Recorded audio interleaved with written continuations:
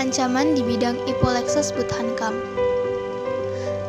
Ancaman adalah setiap usaha dan kegiatan, baik dari dalam negeri maupun luar negeri, yang dinilai membahayakan kedaulatan negara, keutuhan wilayah negara, dan keselamatan segenap bangsa. Ancaman non-militer atau nirmiliter memiliki karakteristik yang berbeda dengan ancaman militer, yaitu tidak bersifat fisik serta bentuknya tidak terlihat seperti ancaman militer, karena ancaman ini berdimensi ideologi, politik, ekonomi, sosial budaya, teknologi informasi, serta keselamatan umum. Berikut ini berbagai ancaman bagi bangsa Indonesia dilihat dari berbagai bidang kehidupan. 1. Ancaman di bidang ideologi. Ancaman dalam bidang ideologi adalah ancaman yang mengganggu atau mencoba untuk menggantikan ideologi bangsa, yaitu Pancasila. Contohnya adalah adanya gerakan separatis seperti gerakan Aceh Merdeka, adanya paham liberalisme, dan paham komunis. 2. Ancaman di bidang politik. Ancaman di bidang politik dapat bersumber dari dalam negeri maupun luar negeri. Ancaman dari dalam negeri dapat berupa penggunaan kekuatan dalam bentuk pengerahan massa untuk menumbangkan pemerintah yang berkuasa. Ancaman dari luar negeri dapat dilakukan oleh suatu negara dengan melakukan tekanan politik berupa intimidasi, provokasi, atau blokade politik. 3. Ancaman di bidang ekonomi.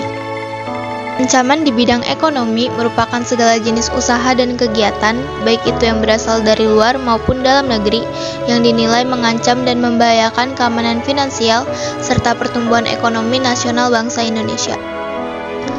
Contohnya, masuknya barang-barang produksi luar negeri yang mengancam keberadaan barang-barang lokal, sektor perekonomian yang bersubsidi semakin berkurang, sehingga angka pengangguran dan kemiskinan semakin bertambah.